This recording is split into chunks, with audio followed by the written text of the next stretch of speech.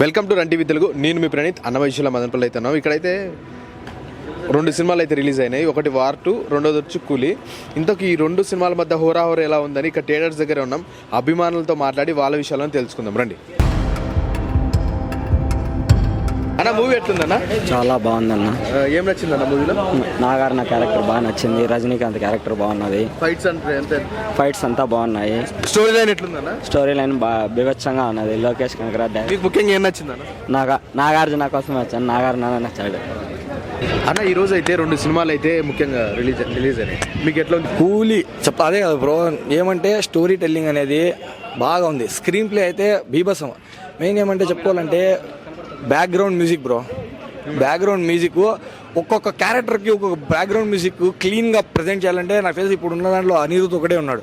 ఎందుకంటే different tunes మారిపోతాయి అట్లే. సినిమా బాగుంది బ్రో. స్టోరీ టెల్లింగ్ అంతా బాగుంది. నాకు మట్టుకు నచ్చిందంటే దయాల్ క్యారెక్టరే బ్రో. సౌబిన్ ఏమనుకోండి, ఆ డ్యాన్స్ కానివ్వండి అసలు అన్ఎక్స్పెక్టెడ్. అది మంజుమల్ బాయ్స్ అనే సినిమా చూసిన నేను, మలయాళం సినిమా. దాంట్లో క్యారెక్టర్ అనేది ఏదో అమాయకుడిలాగా చేసి అంతా చేసినాడు. దీంట్లో మట్టుకు ఒక భయంకరమైన అదే చెప్తారు కదా ఒక ఇది అని. నాకు తెలిసి రైజింగ్ సూపర్ స్టార్ బ్రో. మలయాళంలో ఫహద్ ఫజీల్ ఎట్లా క్లిక్ అయినాడో సేమ్ రేంజ్లో వస్తాడు సౌబిన్. నేను వాని గురించి నాకు ఎందుకంటే నచ్చిన క్యారెక్టరే వాంది దాంట్లో. ఎందుకంటే స్టార్టింగ్ నుంచి ఎండింగ్ వరకు వాడే ఉంటాడు. ఇప్పుడు అలాగనే ఇప్పుడున్న ఇండస్ట్రీలో ఇప్పుడున్న సిచ్యువేషన్స్లో హీరోస్కి ఛాన్సెస్ లాగా విలన్గా చేసినారు అని అంటారు. ఇప్పుడు రజనీకాంత్కి నాగార్జునకి ఏమైనా సీక్వెల్స్ తక్కువ ఉన్నాయా ఎక్కువ ఉన్నాయా? బ్రో ఒకటి చెప్పాలంటే దీంట్లో రజనీకాంత్కి టైం తక్కువే ఉంది, నాగార్జునకి తక్కువే ఉంది. వీడిని ఎక్కువ హైలైట్ చేసినారు బ్రో, సైమన్ని. నేను చెప్తాను ఎందుకంటే స్క్రీన్ టైం అనేది హీరోలు వస్తూ ఉంటారు, విలన్లు వస్తూ ఉంటారు. బట్ ఏమంటే వీడి ప్రతి దానిలో మీకు ఒక విలన్కి కానివ్వండి, ఒక హీరోకి కానివ్వండి, ట్విస్ట్ల మీద ట్విస్ట్లు ఇచ్చేది దయాల్ క్యారెక్టరే సైమన్. ఎక్సలెంట్గా ఉంది బ్రో. ప్రజెంటేషన్ అంతా పీక్స్ ఉండేది. సాంగ్స్ అయితే ఫస్ట్ సాంగ్కి అది సెకండ్ సాంగ్ మౌనికా సాంగ్ అయితే ఆ వైబే వేరు. ఆ లాస్ట్ బిట్ ఉంది బ్రో, డ్యాన్స్ చేసేది ఒకటి కూర్చోడు బ్రో, బాగుంది. అందరూ ఎల్సీ అంటారు. ఎల్సీ అట్లా మైండ్లో పెట్టుకొని పోతేనే కొంచెం డిసప్పాయింట్ అవుతారు.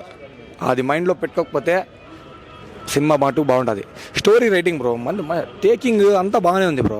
బాగా ఉపేంద్ర ఇంకా ఉపేంద్ర గురించి చెప్పేది ఏముంది, హంగామా. అది వైబ్ వస్తారట్లే ఒక తెలుగు యాక్టర్ ఎట్లా వేస్తారు పేపర్లో అట్లా వేసినారు బ్రో, బాగుంది. స్టార్టింగ్లో 2 ఫైట్లు అయితే వేరే అల్టిమేట్ అంటున్నారు. మీకు మ్యాన్షన్ అది పవర్ హౌస్ దేవా మ్యాన్షన్ ఉంటుంది. మ్యాన్షన్ హౌస్లో ఫైట్ అంటే భారీగా ఉంది. భారీగా ఉంది అది. అక్కడే ఉపేంద్ర ఫైట్ వచ్చేది. బాగా ఇద్దరు కలిసి బాగా చేసినాడు. నాగార్జున చనిపోతాడు బ్రో. అట్లని అమీర్ ఖాన్ని చంపేస్తే బాలీవుడ్ వాళ్ళు ఒప్పుకున్నారని అమీర్ ఖాన్కి ఆడగా స్టాప్ చేసినాడు అంతే. నాగార్జున క్యారెక్టర్ కూడా బాగుంది బ్రో. ఇంటర్వెల్లో అయిందే బాగుంది. డాన్సులు చిందులు ఏమన్నా ఫస్ట్ సాంగ్ అదే నేను చెప్తాను. మౌనికా సాంగ్ అయితే ప్రతి ఒక్కడు వైపు అవుతున్నాడు. అది ఎందుకంటే మీకే తెలుసు, అది లిరికల్ వీడియో వచ్చినప్పుడు సౌబిన్ హైలైట్ అయిపోయినాడు. నాకు చెప్తాను మీరు ప్రతి ఒక్కరు ఎవరికైనా రివ్యూ అడగండి, చెప్పే దయాల్ క్యారెక్టర్ గురించే. అన్ఎక్స్పెక్టెడ్. నేను చెప్తాను, అది rising super star. Fahadh Faasil ఎట్లా క్లిక్ అయినాడో మలయాళంలో సౌబిన్ కూడా అట్లా క్లిక్ అవుతాడు. థ్యాంక్ యూ అన్న. ఏం నచ్చిందన్న మీకు సినిమాలో? స్క్రీన్ ప్లే బాగుంది. నాగార్జున ఎట్లా కనిపిస్తున్నాడు అన్న? బాగుంది. రజనీకాంత్ గురించి చెప్పాలంటే నా దగ్గర ఏం లేవు. ఇది పడింది జోబీలో అంతే, ఈ వయసులో కూడా.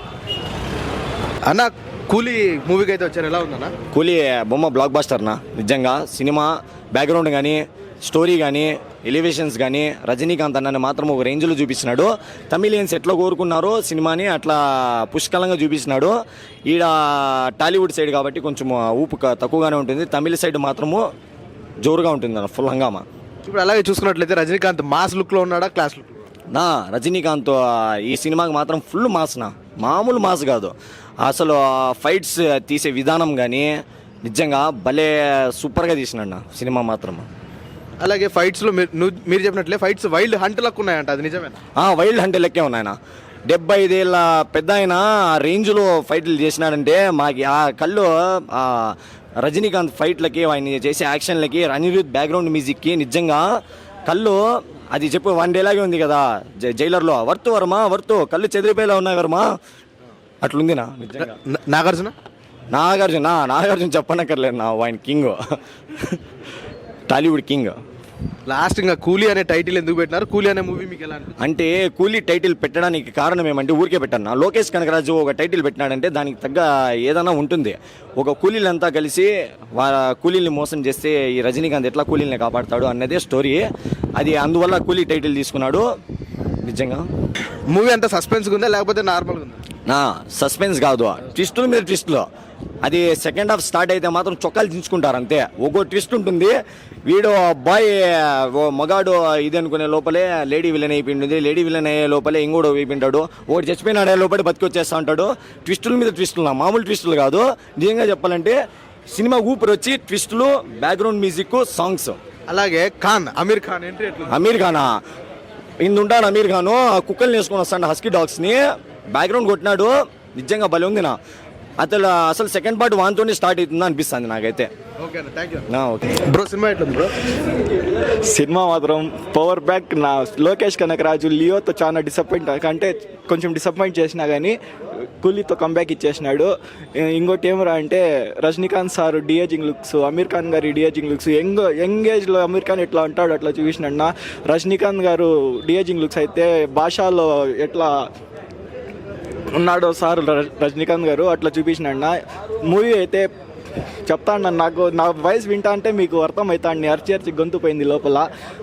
శోభిన్ గారు అయితే ప్యూర్ డామినెన్స్ అయినా రజనీకాంత్ గారిని, నాగార్జున గారిని అందరినీ డామినేట్ చేసి పెట్టినాడు.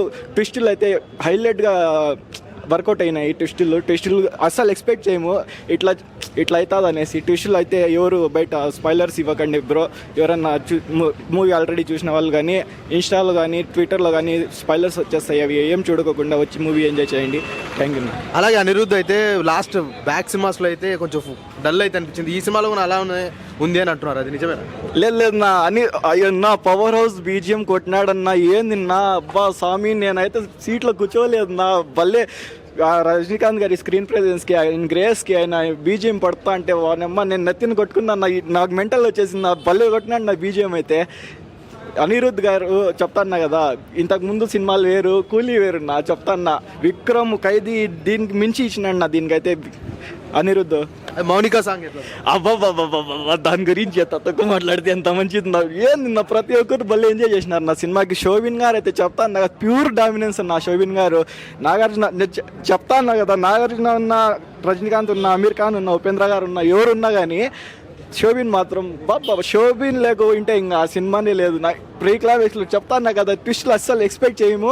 ఏంది రైట్లు అయిపోయింది అన్ని లోపల మళ్ళీ ఇంకోటి ట్విస్ట్ వచ్చేసి ఉంటుంది. భలే ఎంజాయ్ చేస్తారు. ఒకటే చెప్తాను, ఇన్స్టాగ్రామ్ కానీ ట్విట్టర్లో కానీ ఆడ ఏమి చూడుకోకుండా మూవీని వచ్చి బాగా ఎంజాయ్ చేయండి. లేకుంటే ముందే తెలిసిపోతే మీరు ఆ హైప్ అయితే ఎంజాయ్ చేయలేరు, క్యాచ్ చేయలేరు. వెరీ వెరీ సాడ్ అన్న. మూవీ ఎలా ఉందన్న? మూవీ అయితే ఎక్సలెంట్గా ఉందన్న, దాంట్లో డిసప్పాయింట్మెంట్ లేదు. అనిరుద్ధ్ అయితే భూమి ఆకాశం మాదిరిగా కొట్టేశాడు బీజం. అంటే లాస్ట్ టైం అయితే డిసప్పాయింట్ చేసినాడు. ఇప్పుడు అనిరుద్ధ్ బాగుందన్న. లాస్ట్ టైం ఏం రాలేదు కదన్న మూవీ. ఏది మూవీ వచ్చింది? కింగ్డమ్ కాదు అనిరుద్ధ్ మ్యూజిక్ డిసప్పాయింట్ చేసినాడు లాస్ట్ జైలర్కి ఏం డిసప్పాయింట్ చేశాను. జైలర్కి ఇంకా బీజం ఇంకా పీక్స్ లెవెల్ ఉందన్న. దానికి మించి ఉంది నా బీజం దీంట్లో. అంటే పాత్రికేయులు ఉన్నారు కదా హీరోస్, అమీర్ ఖాన్ కానీ, మంజుమేల్ బాయ్స్లో ఉండేవాళ్ళు కానీ, ఉపేంద్ర కానీ, రజనీకాంత్ కానీ ప్రతి ఒక్కరికి తగ్గట్టు బీజం సూపర్ కొట్టినా అన్న. ఆఖరికి మోనికా సాంగ్ కూడా బీజం పీక్స్ లెవెల్లో కొట్టేసా అన్న. అంటే అందరికీ న్యాయం జరిగినట్లేనా? అందరికీ ప్రతి ఒక్కరికి సినిమాలో ఉండే పాత్రికేయులు ప్రతి ఒక్కరికి న్యాయం జరిగిందన్న. బ్యాక్గ్రౌండ్ ఉండే కూలీలకు కానీ ఎవరికైనా కానీ. పార్ట్ 2 సీక్వెల్స్ కూడా మనకి హింట్ ఇచ్చానన్న. ఏం హింట్ ఇచ్చా అంటే కొంచెం ఫ్లాష్ బ్యాక్ కూలీల మధ్యలో జరుగుతుందన్న. దాన్ని బట్టించి పార్ట్ 2 ఉండొచ్చు. కట్టప్ప గురించి కట్టప్ప ఏముందన్న, కట్టప్పది పెద్ద స్టోరీ ఏం లేదు. మెయిన్ థింగ్ కట్టప్పదే మెయిన్ పెద్ద పాత్ర అనుకో దీంట్లో. కానీ చాలాసేపు ఉన్నాడన్న. చాలాసేపు ఉండొచ్చు. సినిమా అయితే పీక్స్ లెవెల్ ఉంది. ఆ ఒక్క లిరిక్ మిస్ అయిందన్న పవర్ హౌస్లో, లవ్ లవ్ లవ్ అనే ఆ లిరిక్గా ఉంటే సూపర్గా ఉండేదన్న. అది ఆ లిరిక్ ఉంటే మనసు కొంచెం ఫుల్ అయిపోయిండు. ఇవంతా కాకుండా శృతి హాసన్ క్యారెక్టర్ ఏం లేదు. శృతి హాసన్ గురించే సినిమా అంతా జరుగుతూ ఉంటుంది. శృతి హాసన్ అంటే ఫస్ట్ ట్విస్ట్ అయిపోయింది, మళ్ళీ ఇంకో ట్విస్ట్ అంటే నెక్స్ట్ ఏం జరుగుతుంది అంటే ట్విస్టుల మీద ట్విస్టులు పోతా ఉంటుందన్న మూవీ. అంటే ఎక్కడైనా బోర్ కొడుతుంది. కానీ ఫస్ట్ హాఫ్ కొంచెం డల్ అనిపిస్తుంది. కానీ ఉపేంద్ర ఎంట్రీతో ఫిల్ అయిపోతుంది అన్న. సూపర్గా ఉంది మూవీ అయితే. అవుట్ ఆఫ్ 10.9 అన్న. ఎక్సలెంట్గా ఉంది.